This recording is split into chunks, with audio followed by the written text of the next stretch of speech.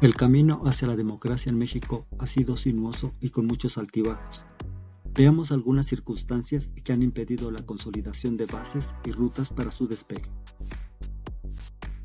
No ha habido un acuerdo sobre cuál es el tipo de régimen democrático que requiere la convivencia civil, debido a múltiples concepciones sobre la democracia. Es decir, no existe una precisión conceptual, pero sí un uso indiscriminado que más que aclararla, la oscurece. Giovanni Sartori menciona que la democracia abarca tantas cosas que se ha evaporado conceptualmente. Identifica 6 niveles analíticos. 1. Como criterio de legitimidad, poder. 2. Como dimensión normativa, poder del pueblo. 3. Como dimensión descriptiva, funcionamiento. 4. Como secuencia histórica, de dictadura a democracia. 5. Como dimensión numérica, relación entre democracia directa y democracia representativa. Y 6. Como significados secundarios no políticos, como democracia económica y social. Así, la legitimidad en la democracia se diluye cuando afirma: el poder es legítimo cuando deriva del pueblo, sin que especifique cuál es el sujeto políticamente relevante, todos, la mayoría absoluta o la mayoría calificada. Por su parte, el filósofo italiano Norberto Bobbio sostiene que la democracia debe contener instituciones que organicen la sociedad, así como aquellos valores que la inspiran, como la libertad política, la igualdad y la justicia. En la narrativa vigente, hay un acuerdo general de diversos autores en considerarla un método, es decir, un conjunto de reglas de juego, para la toma de decisiones y la solución de problemas públicos que atañen a la colectividad. Para Bobbio, algunas de las razones que han obstaculizado los objetivos de la democracia son la transformación de la representación política en una representación de los intereses de grupo, el poder invisible, donde las tomas de decisiones no son públicas. La educación para la democracia se ha traducido en apatía política y en desinterés por los asuntos colectivos.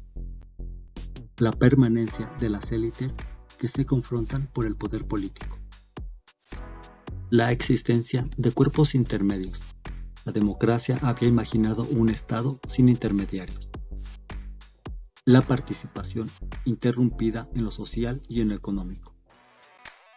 Por su parte, el sociólogo Pablo González Casanova resalta la relación entre desarrollo económico y democracia política, donde enfatiza problemas nacionales como el presidencialismo, la marginación de sectores sociales, la desigual distribución del ingreso, así como la manipulación política de obreros y campesinos y la desorganización e inmovilidad de grupos marginados. Ante esto, proponía la construcción de una sociedad más democrática en lo político como camino para superar los problemas económicos y evitar una agudización de las desigualdades que puedan expresarse en violencia social. O dicho en palabras de Emily Durkheim, es un peligro de la democracia cuando un grupo social deja de interesarse por los problemas públicos. El economista Rolando Cordera sostiene: sabemos ya que la democracia se ha vuelto la lengua franca de la política mexicana, pero a la vez hemos tenido que aprender que ello no nos da de modo automático un sistema político que efectiva y creíblemente responda al adjetivo democrático. ¿Qué ha impedido el desarrollo de la democracia mexicana? Son varios factores.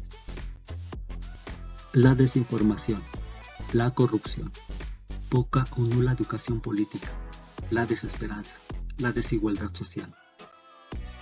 De esto resulta que su práctica sea como mera forma de comportamiento y no como práctica cotidiana. Un ciudadano promedio que no tiene interés por la política rara vez verificará, investigará y analizará toda aquella información que le ofrezcan los medios de comunicación. Un panorama nada alentador lo ofrece el estudio del Programa Universitario de Estudios sobre Democracia, Justicia y Sociedad en 2021, donde encontró que la percepción del mexicano sobre la democracia es 1. Unívoca, Es decir, hay una sola concepción alejada del reconocimiento de la diversidad de significados en diferentes grupos socioculturales. 2. Unidimensional. Se visualiza únicamente desde la identidad de los mexicanos. 3. Deslocalizada.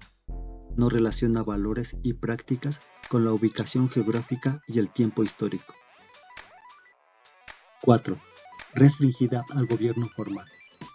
No abre la perspectiva que va más allá de las instituciones, impidiendo contemplar las prácticas de la sociedad civil. 5. Es limitada al espacio público. Se omite visualizar la participación en otros ámbitos privados que no son políticos. La democracia está en la vida cotidiana de los ciudadanos. 6. Es ajena a la economía. Se separan como dos realidades autónomas. 7. Ciudadanía pasiva. Dejan de lado prácticas y comportamientos de los ciudadanos.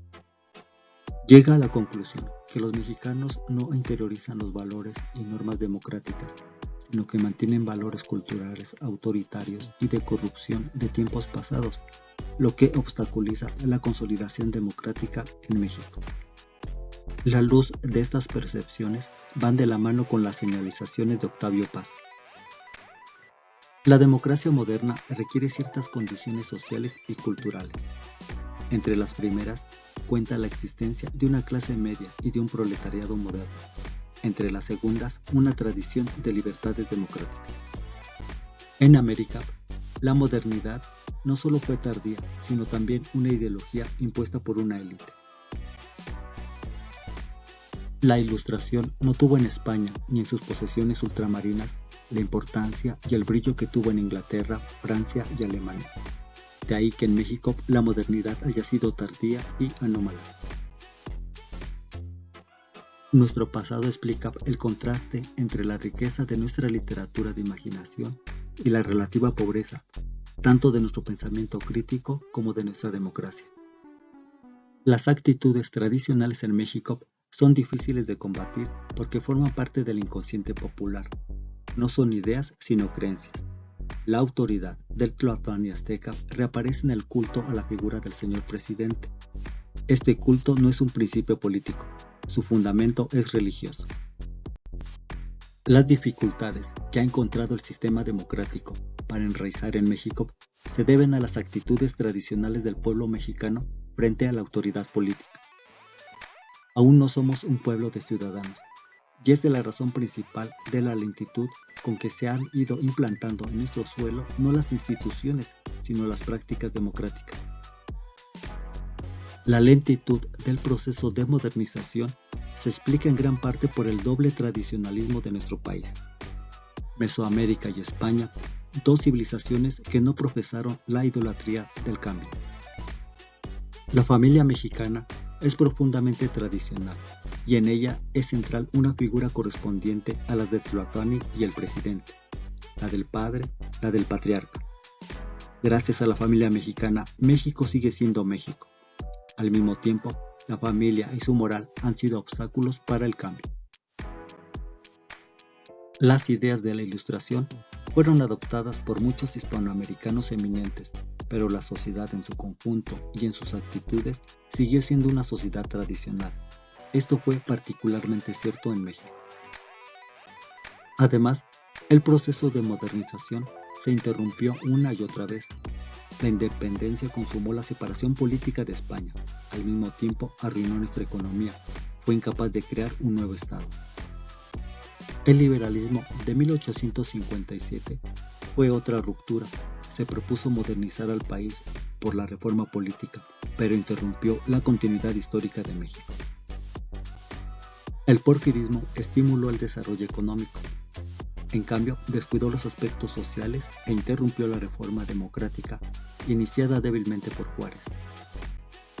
El cambio no será voluntario ni impuesto, será la natural consecuencia de la evolución política.